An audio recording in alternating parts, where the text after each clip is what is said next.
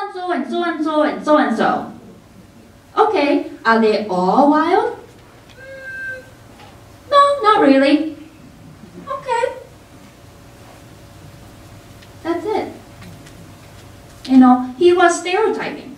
I don't know where he got the idea of all black kids are wild. It's out there, somewhere. He got that idea from somewhere. So if we left it at that, he would have lived there, lived his life with that idea. So what we chose to do then that night was, okay, who else are the black kids? Are they all wild and causing problems? And he knew no. No, they weren't. So we didn't push any further than that because he was, you know, in kindergarten or first grade. But to have this conversation, to not dismiss these important conversations or important comments that kids make and adults make, makes a big change in the coming days and years and generations. So that's stereotyping. A fascinating thing about what our mind is trying to do. Our mind is trying to make connections and make sense of the world. Especially for young kids who are developing their minds, they're trying to make sense. What's going on? I need to make connections. And that's his attempt to make a connection. And that speaks to some of the things that if we are not intentional and we are not conscious about, that can perpetuate throughout our development.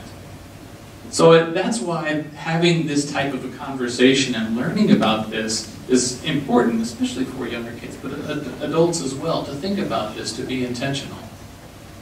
Can you address bias? Yes, we will. Thank you. Moving us right along. So, the direct communicator over here. Biases are internal. So this is getting, yes, this is talking about how we are internal, our mental processes that are going on.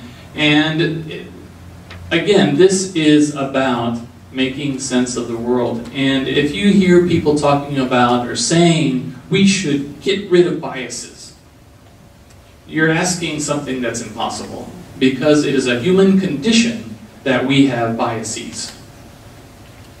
So I have here just a quick three-item list of biases that are very dominant. But if you are really interested in biases, you can go to Wikipedia and you can see the long list of biases that we know of. And probably there are others that are not known yet.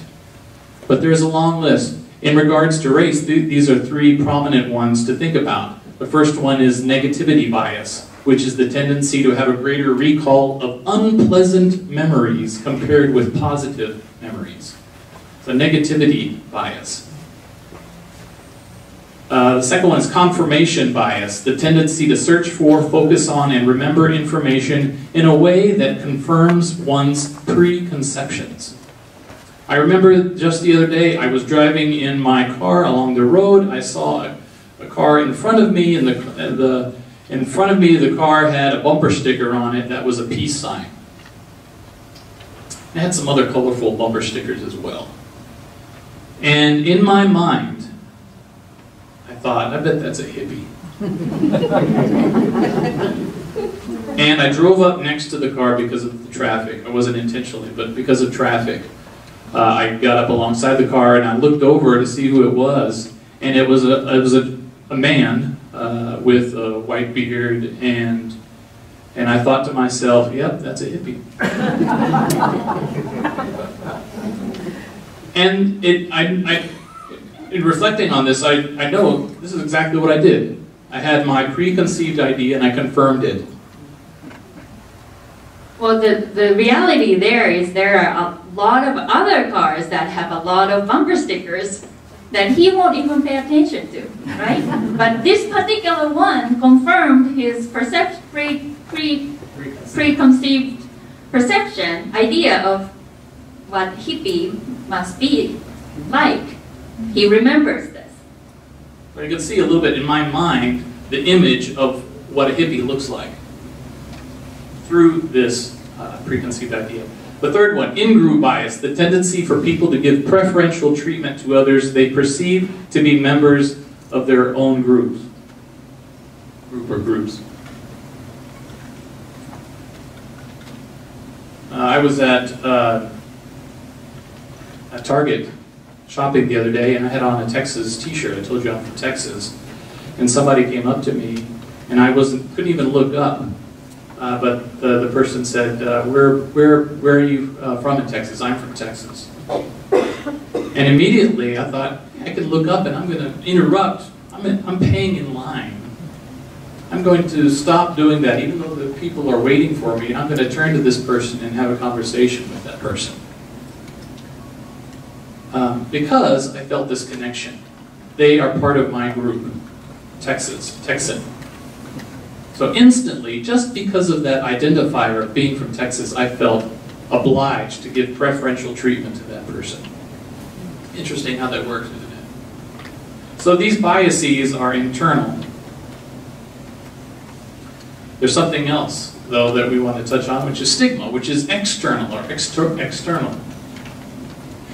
And I want to show you do you have anything to add to that? No. I want to show you a short 90-second video about this.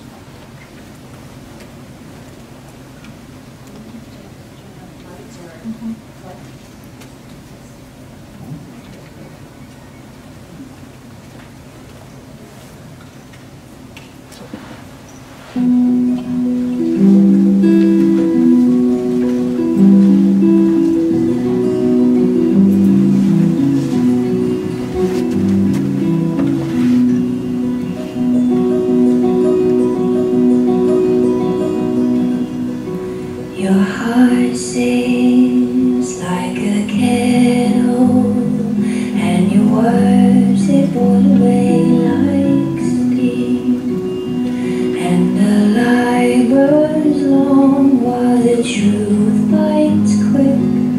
Our heart is built for both, it seems.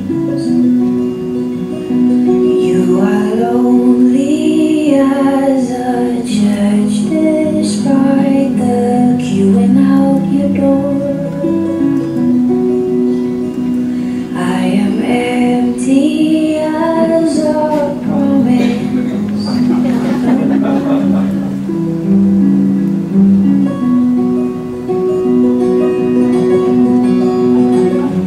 When the time comes and rights have been read, I think of you often, but once I meant what I said.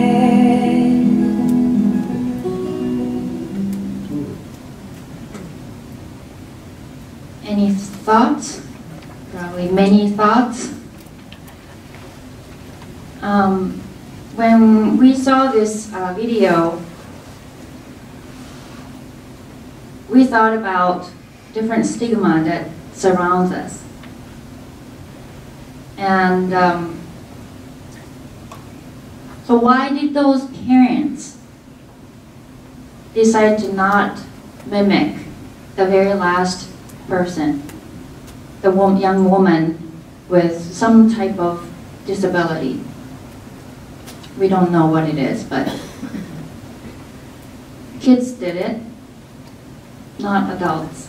Why? Yes? I would say because the children didn't maybe recognize that, but adults did, and they thought they were making fun of it. Yes, thank you. We were worried that we would make a mistake, make fun of someone, which is not a good thing to do. Right? So we are afraid of making mistakes because we don't want to make a mistake if we don't have to. And there is this notion of political correctness. We shouldn't be making fun of people with disabilities. That's not something we do, right? We shouldn't be making fun of them. It's in our head because there is that idea around us. And there's judgment involved in it, especially negative ones. We judge, and by doing that, we get judged. And it's about what's right. Now, what do we think is right? What's an ethical action? Or what is the right thing to do? We're always sort of traumatized by that. We shouldn't make a mistake. So we go around in circle because we're surrounded by different stigma. And it sort of freezes us. We can't talk about it.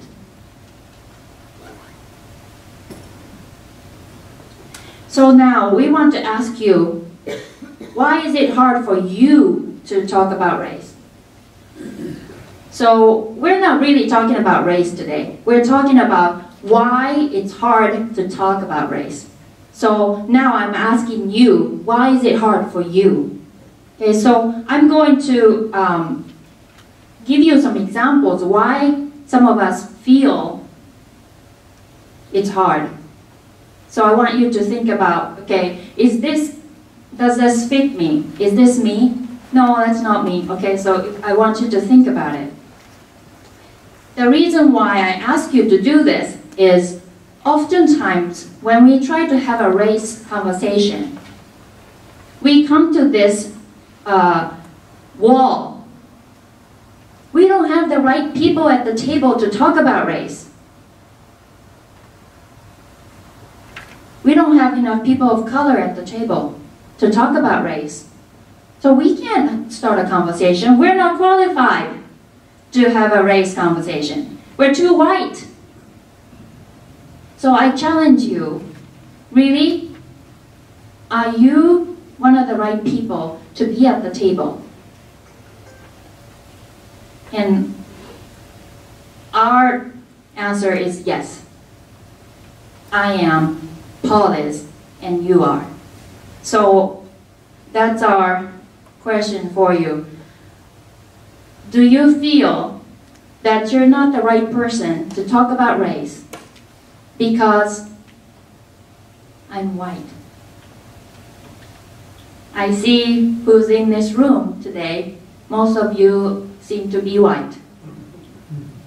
I'm white, so I don't feel adequate to start a conversation about race. So my question for you is it you? Do you feel that way? You don't need to answer, but do you feel that way? Or have you felt that way before? Or you don't